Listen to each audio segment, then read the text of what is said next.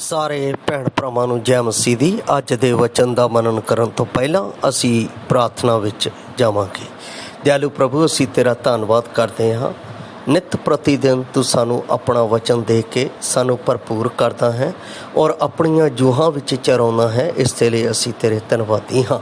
ਪਰਮੇਸ਼ਰ ਪਿਤਾ, ਜਦੋਂ ਅਸੀਂ ਅੱਜ ਤੇਰੇ ਵਚਨ ਦਾ ਮਨਨ ਕਰਨ ਜਾ ਰਹੇ ਹਾਂ ਤਾਂ ਇਸ ਵਚਨ ਨੂੰ ਮਨਨ ਕਰਨ ਤੋਂ ਪਹਿਲਾਂ ਸਾਨੂੰ ਆਪਣੀ ਬੁੱਧੀ, ਆਪਣੀ ਸਮਝ, ਆਪਣੇ ਗਿਆਨ ਦੇ ਨਾਲ ਭਰ, ਤਾਂ ਕਿ ਤੇਰੇ ਵਚਨ ਦੀਆਂ ਗੂੜ ਭੇਤ ਦੀਆਂ ਗੱਲਾਂ ਨੂੰ ਜਾਣ ਕੇ ਸਮਝ ਕੇ ਪਰਮੇਸ਼ਰ ਪਿਤਾ ਤੇਰੇ ਰਾਜ ਵਿੱਚ ਪਰਮੇਸ਼ਰ ਪਿਤਾ ਵਧਣ ਦਾ ਕਾਰਨ ਬਣ ਸਕੀਏ ਔਰ ਤੇਰੀ ਹੀ ਮਹਿਮਾ ਦਾ ਪਰਮੇਸ਼ਰ ਪਿਤਾ ਅਸੀਂ ਪ੍ਰਤਾਪ ਵੇਖ ਕੇ ਤੇਰੇ ਨਾਮ ਨੂੰ ਉੱਚਾ ਕਰ ਸਕੀ।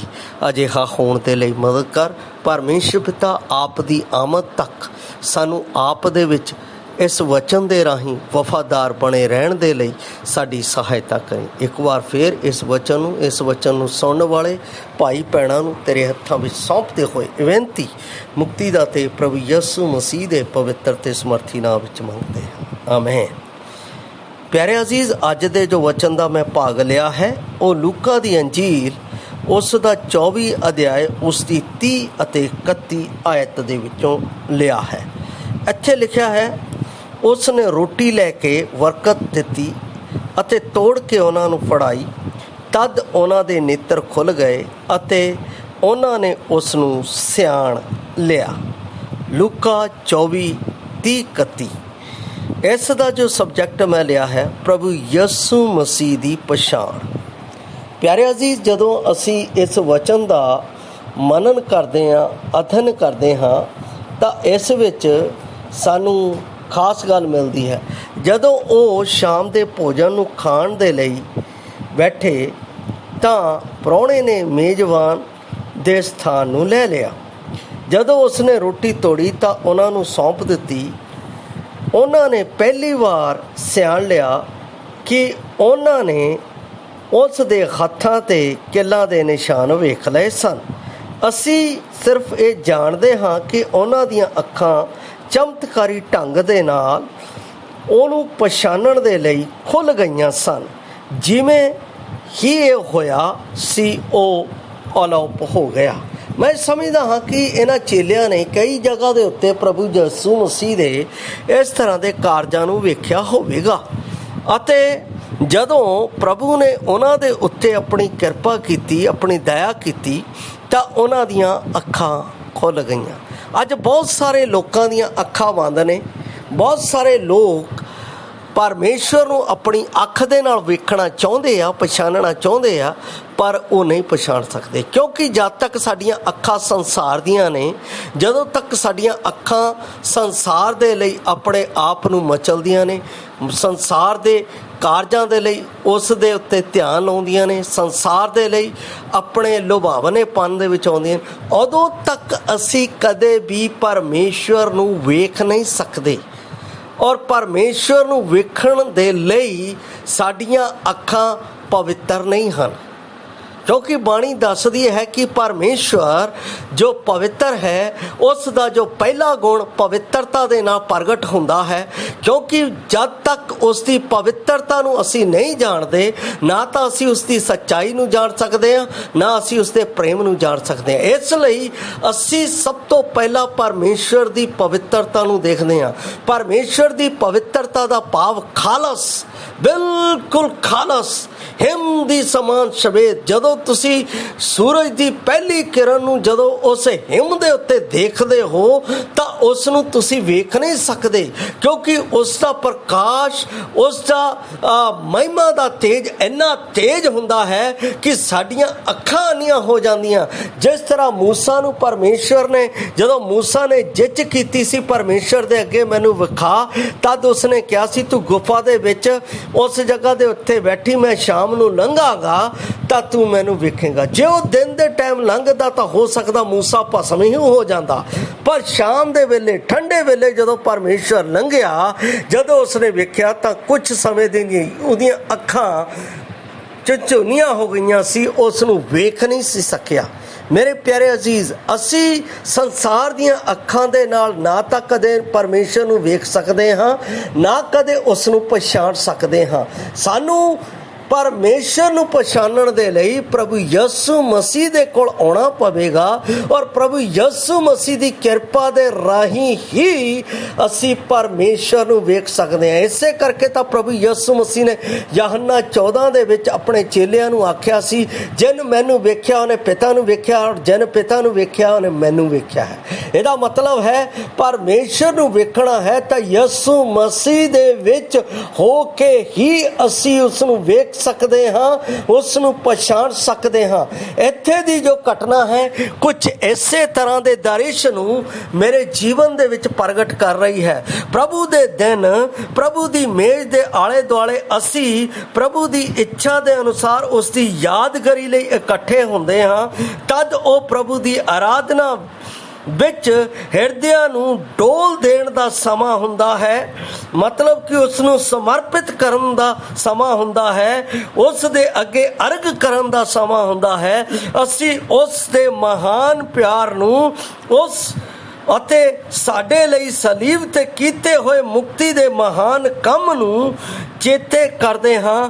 ਜਿਵੇਂ ਜਿਵੇਂ ਅਸੀਂ ਉਸ ਨੂੰ ਨਿਰੰਤਰ ਚੇਤੇ ਕਰਦੇ ਹਾਂ ਅਤੇ ਉਸ ਨੂੰ ਜ਼ਿਆਦਾ ਤੋਂ ਜ਼ਿਆਦਾ ਪਛਾਣਦੇ ਹਾਂ, ਤਿਵੇਂ ਅਸੀਂ ਉਸ ਦੀ ਉਸਤਤ ਵੀ ਖਾਸ ਤਰੀਕੇ ਦੇ ਨਾਲ ਕਰਦੇ ਹਾਂ। ਸਾਡਾ ਪ੍ਰਭੂ ਇੰਨਾ ਮਹਾਨ, ਸਮਰੱਥੀ ਅਤੇ ਅਦਭੁਤ ਹੈ ਕਿ ਅਸੀਂ ਆਪਣੀਆਂ ਅੱਖਾਂ ਨਾਲ ਉਸ ਨੂੰ ਵੇਖ ਨਹੀਂ ਸਕਦੇ। ਉਹ ਮਨੁੱਖੀ ਸਮਝ ਤੋਂ ਪਰੇ ਹੈ। ਸਾਡਾ ਗਿਆਨ ਇੰਦਰ ਨਾੜੀਆਂ ਦੀ ਪਹੁੰਚ ਤੋਂ ਬਾਹਰ ਹੈ ਅਤੇ ਉਹਦਾ ਗਿਆਨ ਇੰਨਾ ਮਹਾਨ ਹੈ ਕਿ ਉਹ ਸਾਡੇ ਇਸ ਸਮਝ ਦੇ ਵਿੱਚ ਨਹੀਂ ਆ ਸਕਦਾ। ਫਿਰ ਵੀ ਇੱਕ ਮਾਰਗ ਹੈ ਜਿਸ ਦੇ ਦੁਆਰਾ ਅਸੀਂ ਉਸ ਨੂੰ ਪਛਾਣ ਸਕਦੇ ਹਾਂ। ਸਾਡੇ ਨਜ਼ਦੀਕੀ ਲੋਕਾਂ ਜਾਂ ਸਾਡੇ ਪਿਆਰਿਆਂ ਨਾਲੋਂ ਵੀ ਉਹ ਸਾਡੇ ਲਈ ਅਸਲ ਬਣ ਸਕਦਾ ਹੈ। ਜਦ ਅਸੀਂ ਉਸ ਦੀ ਸੱਚੀ ਮਹਿਮਾ ਵਿੱਚ ਉਸ ਨੂੰ ਪਛਾਣਦੇ ਹਾਂ ਤਦ ਉਹ ਇਸ ਸੰਸਾਰ ਦੇ ਕਿਸੇ ਵੀ ਵਿਅਕਤੀ ਤੋਂ ਜ਼ਿਆਦਾ ਕੀਮਤੀ ਹੋ ਜਾਂਦਾ ਹੈ। ਅਸੀਂ ਚੰਗੇ ਉਪਦੇਸ਼ਕਾਂ ਦੁਆਰਾ ਪਰਮੇਸ਼ਵਰ ਦੇ ਵਚਨ ਨੂੰ ਸਿੱਖਿਆ ਅਤੇ ਸਿੱਖਿਆ ਪਾਈ ਅਤੇ ਸ੍ਰੇਸ਼ਟ ਲੋਕਾਂ ਦੇ ਰਾਹੀਂ ਲਿਖੀਆਂ ਹੋਈਆਂ ਕਈ ਚੰਗੀਆਂ ਕਿਤਾਬਾਂ ਨੂੰ ਪੜ੍ਹਿਆ ਅਤੇ ਪ੍ਰਭੂ ਦੇ ਨਾਲ ਚੱਲਦੇ ਹੋਏ ਅਨੇਕ ਅਨੁਭਵਾਂ ਨੂੰ ਪ੍ਰਾਪਤ ਕੀਤਾ ਅਤੇ ਉਸ ਦੇ ਬਾਅਦ ਵੀ ਪ੍ਰਭੂ ਨੂੰ ਜਿਸ ਤਰ੍ਹਾਂ ਪਛਾਣਨਾ ਚਾਹੀਦਾ ਹੈ ਅਸੀਂ ਉਸ ਤਰੀਕੇ ਨਾਲ ਸ਼ਾਇਦ ਨਾ ਪਛਾਣ ਪਾਈਏ। ਅਸੀਂ ਮੰਨਦੇ ਹੋਵਾਂਗੇ ਕਿ ਅਸੀਂ ਉਸ ਨੂੰ ਪਛਾਣਦੇ ਹਾਂ, ਫਿਰ ਵੀ ਅਸੀਂ ਗਲਤੀ ਕਰਦੇ ਰਹੀਏ ਕਿ ਇਹ ਸੰਭਵ ਹੈ।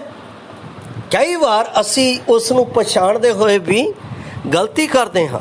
ਕਈ ਵਾਰ ਅਸੀਂ ਉਸ ਨੂੰ ਜਾਣਦੇ ਹੋਏ ਵੀ ਉਹ ਕੰਮ ਕਰ ਜਾਂਦੇ ਹਾਂ ਜਿਸ ਤੋਂ ਪਰਮੇਸ਼ਰ ਨੂੰ ਕਹਿਣ ਅਤੇ ਸੂਹ ਆਉਂਦੀ ਹੈ। ਪਰਮੇਸ਼ਰ ਦੇ ਵਚਨ ਦੇ ਵਿੱਚ ਜਦੋਂ ਹਜ਼ਾਈ ਨਬੀ ਦੀ ਅਸੀਂ ਕਿਤਾਬ ਪੜ੍ਹਦੇ ਹਾਂ ਤਾਂ ਕਹਿੰਦਾ ਮੈਨੂੰ ਤੁਹਾਡੇ ਬਲੀਦਾਨਾਂ ਅਤੇ ਤੁਹਾਡੇ ਜਿੰਨੇ ਵੀ ਚੜਾਵੇ ਹੈ ਉਹਨਾਂ ਤੋਂ ਮੈਨੂੰ ਸੂਹ ਆਉਂਦੀ ਹੈ, ਕਿਉਂਕਿ ਉਹ ਸ਼ੁੱਧ ਮਨ ਦੇ ਨਾਲ, ਉਹ ਪਵਿੱਤਰਤਾ ਦੇ ਨਾਲ ਨਹੀਂ ਚੜਾਏ ਜਾਂਦੇ ਹਨ। ਜਦੋਂ ਅਸੀਂ ਸ਼ੁੱਧ ਮਨ ਦੇ ਨਾਲ, ਪਵਿੱਤਰਤਾ ਦੇ ਨਾਲ ਪਰਮੇਸ਼ਵਰ ਨੂੰ ਪਵਿੱਤਰ ਭੇਂਟ ਕਰਕੇ ਚੜਾਉਂਦੇ ਹਾਂ ਤਾਂ ਉਹ ਪਰਮੇਸ਼ਵਰ ਨੂੰ ਪਸੰਦ ਹੈ, ਉਹ ਪਰਮੇਸ਼ਵਰ ਨੂੰ ਆਨੰਦਦਾਇਕ ਹੈ, ਉਹ ਉਹਦੇ ਨਸਲਾਂ ਦੇ ਵਿੱਚ ਖੁਸ਼ਬੂਦਾਰ ਹੈ। ਪਿਆਰੋ, ਕੀ ਅਸੀਂ ਇਸ ਤਰ੍ਹਾਂ ਕਰ ਰਹੇ ਹਾਂ? ਮੇਰੇ ਖਿਆਲ ਦੇ ਵਿੱਚ ਅਸੀਂ ਬਹੁਤੇ ਲੋਕ ਇੱਦਾਂ ਦੇ ਹਾਂ ਕਿ ਅਸੀਂ ਪਰਮੇਸ਼ਰ ਨੂੰ ਜਾਣਦੇ ਹੋਏ ਜਦੋਂ ਉਹ ਕੰਮ ਕਰਦੇ ਹਾਂ ਤਾਂ ਸਾਨੂੰ ਉਹ ਪਛਾਣ ਨਹੀਂ ਆਉਂਦਾ ਹੈ। ਸਾਨੂੰ ਪਰਮੇਸ਼ਰ ਦੇ ਵਚਨ ਦੀ ਪਹਿਚਾਣ ਨਹੀਂ ਹੁੰਦੀ ਹੈ। ਸਾਨੂੰ ਪਰਮੇਸ਼ਰ ਦੇ ਵਚਨ ਦੇ ਭੇਤਾਂ ਦੀ ਸਮਝ ਨਹੀਂ ਆਉਂਦੀ ਹੈ। ਸਾਨੂੰ ਪਰਮੇਸ਼ਰ ਦੇ ਖਿਆਲਾਤ ਸਾਡੇ ਜੀਵਨ ਦੇ ਵਿੱਚ ਮਿਲਦੇ ਨਹੀਂ। ਪਰਮੇਸ਼ਰ ਮੇਰੇ ਜੀਵਨ ਵਿੱਚ ਕੀ ਚਾਹੁੰਦਾ ਹੈ ਉਹ ਸਾਨੂੰ ਪਤਾ ਨਹੀਂ ਲੱਗਦਾ ਹੈ। ਇਹ ਇਸ ਕਰਕੇ ਹੁੰਦਾ ਹੈ ਕਿਉਂਕਿ ਜਦੋਂ ਅਸੀਂ ਪਰਮੇਸ਼ਰ ਨੂੰ ਜਾਣਦੇ ਹੋਏ, ਉਸ ਨੂੰ ਪਛਾਣਦੇ ਹੋਏ ਵੀ ਉਹ ਕੰਮ ਕਰਦੇ ਹਾਂ ਜਿਸ ਤੋਂ ਪਰਮੇਸ਼ਰ ਨੂੰ ਨਫ਼ਰਤ ਹੁੰਦੀ ਹੈ। ਇਸ ਲਈ ਅਸੀਂ ਆਪਣੇ ਜੀਵਨ ਦੇ ਵਿੱਚ ਉਹ ਕੰਮ ਕਰੀਏ ਜਿਸ ਕੰਮ ਦੇ ਨਾਲ ਪਰਮੇਸ਼ਰ ਖੁਸ਼ ਹੁੰਦਾ ਹੈ। ਖੁਸ਼ ਇਸ ਕੰਮ ਦੇ ਨਾਲ ਹੁੰਦਾ ਹੈ ਕਿ ਅਸੀਂ ਜੋ ਪਵਿੱਤਰਤਾ ਪਰਮੇਸ਼ਰ ਪੁੱਤਰ ਦੇ ਲਹੂ ਤੋਂ ਪਾਈ ਹੈ, ਉਸ ਪਵਿੱਤਰਤਾ ਦੇ ਵਿੱਚ ਹੋ ਕੇ ਪਰਮੇਸ਼ਰ ਦੀ ਵਡਿਆਈ, ਪਰਮੇਸ਼ਰ ਦੀ ਮਹਿਮਾ, ਪਰਮੇਸ਼ਰ ਦੀ ਉਸਤਤ ਕਰੀਏ ਅਤੇ ਉਸੇ ਵਚਨ ਦੇ ਅਨੁਸਾਰ ਚੱਲੀਏ ਤਾਂ ਉਹ ਉਸ ਨੂੰ ਮਨ ਪਾਉਂਦਾ ਹੈ ਅਤੇ ਉਹ ਪਰਮੇਸ਼ਰ ਨੂੰ ਚੰਗਾ ਲੱਗਦਾ ਹੈ ਅਤੇ ਉਹਦੀ ਪਛਾਣ ਸਾਡੇ ਵਿੱਚ ਹੁੰਦੀ ਹੈ, ਸਾਡੀ ਪਛਾਣ ਉਹਦੇ ਵਿੱਚ ਪ੍ਰਗਟ ਹੁੰਦੀ ਹੈ। ਮੇਰੇ ਪਿਆਰੇ ਅਜ਼ੀਜ਼, ਜਦੋਂ ਅਸੀਂ ਪਰਮੇਸ਼ਰ ਦੇ ਸਾਹਮਣੇ ਜਾਂਦੇ ਹਾਂ ਤਾਂ ਪਰਮੇਸ਼ਰ ਮੈਨੂੰ ਨਹੀਂ ਵੇਖਦਾ ਹੈ, ਮੇਰੇ ਵਿੱਚ ਉਸ ਪੁੱਤਰ ਨੂੰ ਦੇਖਦਾ ਹੈ ਜਿਸ ਦੇ ਨਾਲ ਮੇਰੀ ਪਛਾਣ ਪਰਮੇਸ਼ਰ ਪਿਤਾ ਦੇ ਨਾਲ ਹੋਈ ਹੈ। ਕੀ ਤੁਸੀਂ ਇਸ ਭੇਤ ਨੂੰ ਸਮਝਿਆ ਹੈ? ਕੀ ਤੁਸੀਂ ਇਸ ਭੇਤ ਨੂੰ ਜਾਣਦੇ ਹੋ? ਜੇ ਤੁਸੀਂ ਇਸ ਭੇਤ ਨੂੰ ਸਮਝਦੇ ਹੋਏ ਵੀ ਅਣਜਾਣਪਣ ਦੇ ਵਿੱਚ ਜਾ ਰਹੇ ਹੋ ਤਾਂ ਯਾਦ ਰੱਖੋ, ਇੱਕ ਦਿਨ ਪਰਮੇਸ਼ਰ ਨੇ ਮੇਰਾ ਅਤੇ ਆਪ ਦਾ ਲੇਖਾ ਲੈਣਾ ਹੈ। ਜਿਸ ਨੂੰ ਅਸੀਂ ਧੋਖਾ ਦਿੱਤਾ ਹੈ ਉਹ ਪ੍ਰਗਟ ਹੋ ਜਾਣਾ ਹੈ। ਜਿਸ ਦੇ ਨਾਲ ਅਸੀਂ ਆਪਣੇ ਆਪ ਦੇ ਵਿੱਚ ਛੁਪ ਕੇ ਕੰਮ ਕੀਤਾ ਹੈ ਉਸ ਨੇ ਉਘਾੜ ਕੇ ਰੱਖ ਦੇਣਾ ਹੈ। ਇਸ ਲਈ ਅਸੀਂ ਪਰਮੇਸ਼ਰ ਦੀ ਸਮਝ ਅਤੇ ਉਸ ਗਿਆਨ ਅਤੇ ਪਰਮੇਸ਼ਰ ਦੇ ਉਸ ਬੁੱਧ ਨੂੰ ਜਿਹੜਾ ਉਸ ਦੇ ਪੁੱਤਰ ਦੇ ਰਾਹੀਂ ਸਾਨੂੰ ਪ੍ਰਾਪਤ ਹੁੰਦਾ ਹੈ, ਉਸ ਪਵਿੱਤਰਤਾ ਦੇ ਵਿੱਚ ਉਹਦੇ ਨਾਲ ਵੱਧਦੇ ਜਾਈਏ। ਜਦ ਪ੍ਰਭੂ ਦੀ ਇੱਛਾ ਦੇ ਅਨੁਸਾਰ ਪ੍ਰਭੂ ਦੀ ਮੇਜ਼ ਦੇ ਦੁਆਲੇ ਇਕੱਠੇ ਹੁੰਦੇ ਹਾਂ ਅਤੇ ਉਸ ਦੀ ਆਮਦ ਤੱਕ, ਉਸ ਦੀ ਮੌਤ ਚੇਤੇ ਕਰਕੇ ਰੋਟੀ ਤੋੜਦੇ ਹਾਂ, ਤਦ ਪ੍ਰਭੂ ਨੂੰ ਪਛਾਣਨ ਦੇ ਲਈ ਅੰਦਰੂਨੀ ਦ੍ਰਿਸ਼ਟੀ ਪ੍ਰਾਪਤ ਹੁੰਦੀ ਹੈ ਜੋ ਕਿ ਹੋਰ ਕਿਸੇ ਤਰੀਕੇ ਨਾਲ ਪ੍ਰਾਪਤ ਨਹੀਂ ਹੁੰਦੀ ਹੈ। ਪਰਮੇਸ਼ਵਰ ਦਾ ਘਰ ਉਪਾਸਨਾ ਦਾ ਘਰ ਹੈ, ਆਰਾਧਨਾ ਦਾ ਘਰ ਹੈ, ਬੰਦਗੀ ਦਾ ਘਰ ਹੈ। ਉਹਦੀ ਉਸ ਭਗਤੀ ਨੂੰ ਸੱਚੀ ਅਤੇ ਆਤਮਾ ਦੇ ਨਾਲ ਕੀਤੀ ਹੋਈ ਭਗਤੀ ਦਾ ਉਹ ਕਾਰਨ ਉੱਥੇ ਪ੍ਰਗਟ ਹੁੰਦਾ ਹੈ। ਉੱਥੇ ਅਸੀਂ ਆਤਮਿਕ ਤਰੱਕੀ ਪਾਉਂਦੇ ਹਾਂ ਅਤੇ ਪ੍ਰਭੂ ਦਾ ਮੁੱਲ ਸਮਝਦੇ ਹਾਂ। ਆਪਣੇ ਬੁੱਲਾਂ ਦਾ ਬਲੀਦਾਨ ਚੜ੍ਹਾ ਕੇ ਪ੍ਰਭੂ ਦੀ ਉਪਾਸਨਾ ਕਰਦੇ ਹਾਂ ਅਤੇ ਅਸੀਂ ਟੁੱਟੇ ਫੁੱਟੇ ਸ਼ਬਦਾਂ ਵਿੱਚ ਅਜਿਹਾ ਕਹਿੰਦੇ ਹਾਂ, ਪ੍ਰਭੂ ਤੂੰ ਮੇਰਾ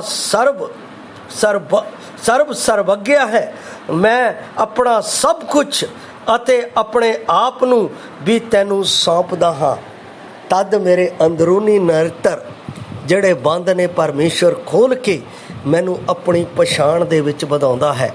ਜਿਵੇਂ ਕੋਲੋਸੀਆਂ ਦਾ ਲਿਖਣ ਵਾਲਾ ਪੌਲਸ 9 ਆਇਤ ਦੇ ਵਿੱਚ ਕਹਿੰਦਾ ਹੈ, ਇਸ ਲਈ ਜਿਸ ਦਿਨ ਤੋਂ ਇਹ ਸੁਣਿਆ ਅਸੀਂ ਗੰਭੀਰ ਤਰੀਕੇ ਨਾਲ ਪ੍ਰਾਰਥਨਾ ਕਰਨ ਅਤੇ ਬੇਨਤੀ ਕਰਨ ਤੋਂ ਨਹੀਂ ਚੁੱਕਦੇ। ਤੁਸੀਂ ਸਾਰੇ ਆਤਮਿਕ ਗਿਆਨ ਅਤੇ ਸਮਝ ਸਹਿਤ ਪਰਮੇਸ਼ਰ ਦੀ ਇੱਛਾ ਦੀ ਪਹਿਚਾਣ ਵਿੱਚ ਪਰਿਪੂਰਨ ਹੋ ਜਾਓ। ਔਰ ਪਰਿਪੂਰਨ ਹੋਣ ਦਾ ਜਿਹੜਾ ਕੰਮ ਹੈ ਉਹ ਅਸੀਂ ਅਫਸੀਆਂ ਦੀ ਪੁਸਤਕ 4:13 ਵਿੱਚ ਵੇਖਦੇ ਹਾਂ। ਜਦ ਤੱਕ ਅਸੀਂ ਸਭ ਵਿਸ਼ਵਾਸ ਅਤੇ ਪਰਮੇਸ਼ਰ ਦੇ ਪੁੱਤਰ ਦੀ ਪਹਿਚਾਣ ਵਿੱਚ ਇੱਕ ਨਾ ਹੋ ਜਾਈਏ ਅਤੇ ਇੱਕ ਸਿੱਧ ਮਨੁੱਖ ਨਾ ਬਣ ਜਾਈਏ ਅਤੇ ਮਸੀਹ ਨੂੰ ਪੂਰੇ ਢੀਲ ਡੋਲ ਤੱਕ ਨਾ ਵੱਧ ਜਾਈਏ, ਅਸੀਂ ਉਸ ਨੂੰ ਪਛਾਣ ਨਹੀਂ ਸਕਦੇ। ਅਸੀਂ ਉਸ ਦੀ ਪਹਿਚਾਣ ਦੇ ਨਾਲ ਪਰਮੇਸ਼ਰ ਕੋਲ ਨਹੀਂ ਜਾ ਸਕਦੇ ਹਾਂ। ਇਸ ਲਈ ਪਿਆਰੋ, ਪਰਮੇਸ਼ਰ ਦਾ ਵਚਨ ਸਾਨੂੰ ਸਾਫ਼ ਰੀਤੀ ਨਾਲ ਸਿਖਾਉਂਦਾ ਹੈ, ਜਦ ਤੱਕ ਮੈਂ ਗੰਭੀਰ ਹੋ ਕੇ ਪੂਰੇ ਤਰੀਕੇ ਦੇ ਨਾਲ, ਪੂਰੇ ਤੌਰ ਦੇ ਨਾਲ ਆਪਣੇ ਆਪ ਨੂੰ ਪਰਮੇਸ਼ਵਰ ਦੇ ਅੱਗੇ ਨਹੀਂ ਸੌਂਪਦਾ, ਉਦੋਂ ਤੱਕ ਮੈਂ ਪਰਮੇਸ਼ਰ ਦੀ ਪਛਾਣ ਨੂੰ ਆਪਣੇ ਜੀਵਨ ਵਿੱਚ ਪ੍ਰਾਪਤ ਨਹੀਂ ਕਰ ਸਕਦਾ। ਜਦੋਂ ਮੈਂ ਪਰਮੇਸ਼ਰ ਦੀ ਮੇਜ਼ ਕੋਲ ਜਾਂਦਾ ਹਾਂ ਤਾਂ ਉਹ ਬੜਾ ਹੀ ਗੰਭੀਰ ਸਮਾਂ ਹੁੰਦਾ ਹੈ। ਉਹ ਬੜਾ ਹੀ ਪਰਮੇਸ਼ਰ ਦੇ ਅੱਗੇ ਅਜਿਹਾ ਗਹਿਰਾਈ ਵਾਲਾ ਸਮਾਂ ਹੁੰਦਾ ਹੈ ਕਿ ਮੈਂ ਪਰਮੇਸ਼ਰ ਦੇ ਪ੍ਰੇਮ ਦੀ ਉਸ ਗਹਿਰਾਈ ਵਿੱਚ ਚਲਾ ਜਾਵਾਂ ਜਿੱਥੇ ਪਰਮੇਸ਼ਰ ਨੇ ਮੇਰੇ ਲਈ ਆਪਣੇ ਪਿਆਰੇ ਪੁੱਤਰ ਨੂੰ, ਹਾਂ ਉਸ ਪਿਆਰੇ ਪੁੱਤਰ ਨੂੰ ਜੋ ਸਵਰਗ ਦੀ ਪਵਿੱਤਰਤਾ ਦਾ ਸਰਵਉੱਚ ਸੀ, ਮੇਰੇ ਲਈ ਇਸ ਧਰਤੀ ਦੇ ਵਿੱਚ ਮੈਨੂੰ ਪਵਿੱਤਰ ਕਰਨ ਦੇ ਲਈ ਉਸ ਨੇ ਉਸ ਸਰਵਉੱਚ ਬਲੀਦਾਨ ਨੂੰ ਕਲਵਰੀ ਕਰੂਸ ਉੱਤੇ ਦੇ ਦਿੱਤਾ। ਇਹ ਬਹੁਤ ਗੰਭੀਰ ਅਤੇ ਬਹੁਤ ਹੀ ਗਹਿਰਾਈ ਦਾ ਸਮਾਂ ਹੁੰਦਾ ਹੈ ਕਿ ਮੈਂ ਆਪਣੇ ਪਰਮੇਸ਼ਰ ਨੂੰ ਸਰਵਉੱਚਤਾ ਦੇ ਨਾਲ, ਸਰਵਗਿਅਤਾ ਦੇ ਨਾਲ ਉਸ ਨੂੰ ਅਰਪਿਤ ਕਰਾਂ। ਜਦੋਂ ਮੈਂ ਉਸ ਨੂੰ ਅਰਪਿਤ ਕਰਦਾ ਹਾਂ ਤਾਂ ਪਰਮੇਸ਼ਰ ਮੇਰੀਆਂ ਅੱਖਾਂ ਨੂੰ ਉਸ ਨੂੰ ਪਛਾਣਨ ਦੇ ਲਈ, ਉਸ ਦੀ ਪਹਿਚਾਣ ਦੇ ਵਿੱਚ ਦਿਨ ਪ੍ਰਤੀ ਦਿਨ ਖੋਲ੍ਹ ਦਿੰਦਾ ਹੈ ਕਿ ਮੈਂ ਉਸ ਨੂੰ ਵੇਖ ਸਕਾਂ। ਪੌਲਸ ਰਸੂਲ ਦੂਸਰੀ ਗੱਲ ਜੋ ਅਸੀਂ ਪਹਿਲਾ ਕੁਰਿੰਥੀਆਂ ਉਸ ਦਾ 13 ਅਧਿਆਏ ਦੇ ਵਿੱਚ ਪੜ੍ਹਦੇ ਹਾਂ, ਜਿੱਥੇ ਉਹ ਉਸ ਦੀ ਪਛਾਣ ਦੀ ਏਕਤਾ ਦੇ ਵਿੱਚ ਅੱਗੇ ਵਧਣ ਦੇ ਲਈ ਗੱਲ ਕਰਦਾ ਹੈ। ਕਹਿੰਦਾ ਹੁਣ ਤਾਂ ਅਸੀਂ ਸ਼ੀਸ਼ੇ ਵਿੱਚ ਧੁੰਦਲਾ ਜਿਹਾ ਵੇਖਦੇ ਹਾਂ, ਪਰ ਉਸ ਸਮੇਂ ਆਮਣੇ ਸਾਹਮਣੇ ਵੇਖਾਂਗੇ। ਇਸ ਸਮੇਂ ਮੇਰਾ ਗਿਆਨ ਅਧੂਰਾ ਹੈ, ਉਸ ਸਮੇਂ ਅਜਿਹਾ ਪੂਰੀ ਰੀਤ ਨਾਲ ਪਛਾਣਾਂਗਾ ਜਿਵੇਂ ਮੈਂ ਹੁਣ ਪਛਾਣਿਆ ਗਿਆ ਹੈ। ਮੇਰੇ ਪਿਆਰੇ ਅਜ਼ੀਜ਼, ਮੇਰਾ ਅੱਜ ਦਾ ਜੋ ਵਿਸ਼ਾ ਸੀ, ਪਰਮੇਸ਼ਰ ਪੁੱਤਰ ਦੀ ਪਛਾਣ ਵਿੱਚ ਵਧਣਾ, ਪਰਮੇਸ਼ਰ ਪੁੱਤਰ ਯਿਸੂ ਮਸੀਹ ਦੀ ਪਛਾਣ ਕਰਨਾ। ਇਸ ਨੂੰ ਜਦ ਤੱਕ ਮੈਂ ਆਪਣੇ ਆਪ ਨੂੰ ਸੱਚੇ ਤੌਰ 'ਤੇ ਪਵਿੱਤਰ ਹੋ ਕੇ ਪਰਮੇਸ਼ਰ ਦੇ ਪ੍ਰਤੀ ਆਪਣੇ ਆਪ ਨੂੰ ਸਮਰਪਿਤ ਨਹੀਂ ਕਰਦਾ, ਉਦੋਂ ਤੱਕ ਨਾ ਤਾਂ ਮੈਂ ਉਸ ਨੂੰ ਪਛਾਣ ਸਕਾਂਗਾ, ਨਾ ਮੈਂ ਉਹਦੀ ਪਛਾਣ ਵਿੱਚ ਵੱਧ ਸਕਾਂਗਾ। ਇਸ ਲਈ ਉਸ ਪਛਾਣ ਦੇ ਵਿੱਚ ਅੱਗੇ ਵਧਣ ਦੇ ਲਈ ਮੈਨੂੰ ਸਰਵੋਤਮ ਆਪਣੇ ਪਰਮੇਸ਼ਰ ਦੇ ਪੁੱਤਰ ਪ੍ਰਭੂ ਯਿਸੂ ਮਸੀਹ ਨੂੰ ਦਿਲ ਤੋਂ ਸਵੀਕਾਰ ਕਰਨਾ ਪਏਗਾ, ਭਾਵ ਨਵਾਂ ਜਨਮ ਲੈਣਾ ਪਏਗਾ।